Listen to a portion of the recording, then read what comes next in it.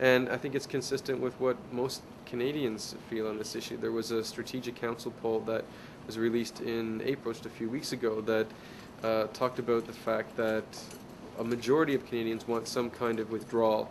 I think 46% want withdrawal immediately, and close to 20% want withdrawal by the end of the year. So when you put those two numbers together, you can see that the majority of Canadians, despite the rhetoric and despite the propaganda, are actually very clear in the position about bringing all the troops home.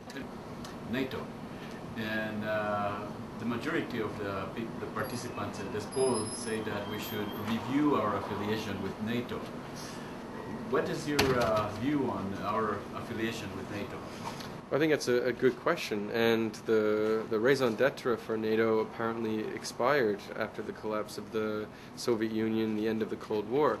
And I think what this new war on terror is about is trying to find a justification for maintaining NATO, for expanding what its mandate is well outside of Europe and the North Atlantic theater, and finding an excuse for continued military spending at the expense of social programs and other priorities that other people would support more readily than war and occupation and military spending. And I think what's interesting is that at one time the NDP did have a position on the question of withdrawing from NATO, that Canada should be out of NATO. And what year was that? It was probably about a decade ago. It might still formally be a position on, a policy position, but the public debate has shifted so much in Canada and the West since 9/11 that that's not really a question that people have talked about in any kind of meaningful sense. So I think it is a good question to raise. What is NATO doing in Afghanistan? What is the reason for us for it to exist? You're talking about some actions of NORAD and NATO. I'm talking about affiliation, the affiliation of Canada as a member of NATO and NORAD. Is it all right with you, or do you oppose that? Perhaps you weren't able to hear my answer there. We voted against the extension of the NORAD agreement. That's the agreement. Our affiliation with NORAD. I'm not talking about a particular agreement, but our affiliation as a nation. Are you in favor of our affiliation with NORAD and NATO? We have opposed the expansion of NORAD into the area of maritime surveillance, and we have also opposed the unconditional extension of the agreement with no review at all, and that's why we voted against the ratification of the continuation of the NORAD agreement. Had our position held, then of course the ratification would not have happened, and the NORAD agreement would have collapsed. Do you think we should be members of NATO and NORAD? We've taken the view that the NORAD agreement as it's currently constructed is wrong. The Conservatives have made changes to it that are completely inappropriate for Canada.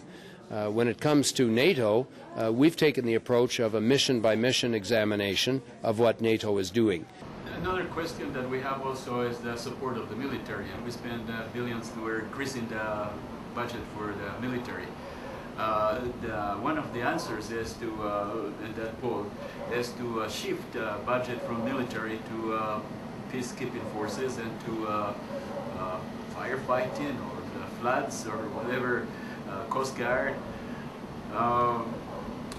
Do you think that is a solution? Some other people are scared that somebody might attack us if we don't have a defense department. No, I don't. I think that's an argument that often comes up from those who want to justify continued military spending, and it's important to look at how much money we spend on the military and on war and these kinds of adventures. And I think the kinds of slogans that people raise, saying things like "out of Afghanistan and into Kyoto," demonstrate that we want priorities.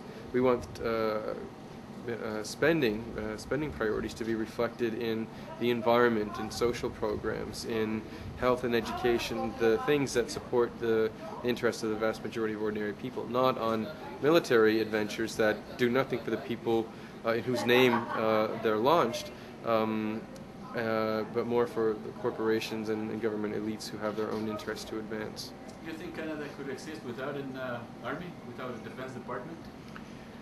Well, yeah, I think there's all kinds of creative solutions we could come up with. We could have existing bodies that do take on the things that you suggest, like fighting forest fires or building infrastructure or fighting floods or other natural disasters, those kinds of things. And in some ways, those are more necessary and are more needed. Look at what happened in New Orleans in the United States.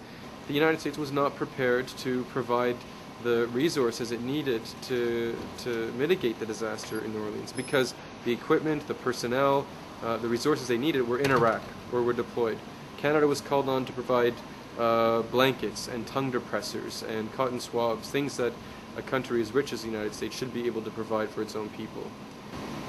Do you think that if Canada didn't have an army, as we know today, who would be the enemy that attacks Canada? Mm-hmm.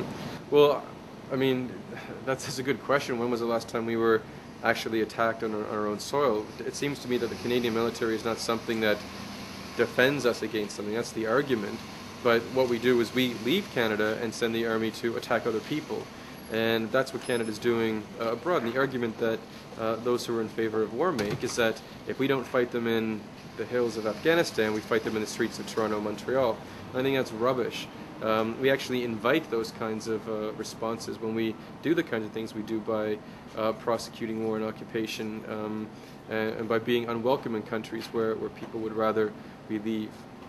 Do you think that we should be able to, we should have the legislation and the ability to recall our politicians?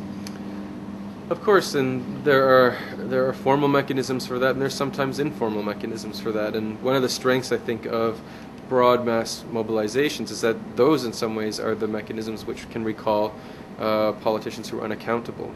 Do you think that we should have a system of perpetual elections, if you will? I think if there's any mechanisms, or if there are any mechanisms that we can formalize that make our elected representatives more representative and more accountable, then I would support those. I definitely support any kind of mechanism or move to make politicians or elected representatives more accountable, and so that they don't feel that they get elected and they have a blank check for 4 or 5 years. So you're saying you would support the Yes. idea of recall? Yes. What do you think about recall legislation to recall MPs?